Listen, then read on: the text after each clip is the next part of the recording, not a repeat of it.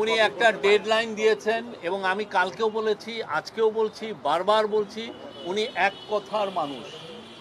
উনি বারবার বলেছেন যে জুন 30-এর পরে ইলেকশন যাবে না। আপনাকে ওনাকে ট্রাস্ট করতে হবে। এটা ডিসেম্বর থেকে জুন মাসের 30 তারিখ পর্যন্ত এর মধ্যে ইলেকশন হবে। ওই জুন মাসের 30 তারিখে জুলাই মাসের 1 তারিখে যাবে না। আপনি রোডম্যাপ এটাই আপনাকে, ওইটা যখন সময় আসবে উনি রোডম্যাপ বা যেটা শিডিউল সেটা ঘোষণা করবেন। আমরা তো এটা বারবার বলছি, একটা না, এটা নিয়ে কিন্তু আমরা দিনের পর দিন, মাসের পর মাস বলছি। আমি জানি না এটা কেন, এটা এমবিগুইটি আছে। ওনার এখানে তো কোনো এমবিগুইটি নাই।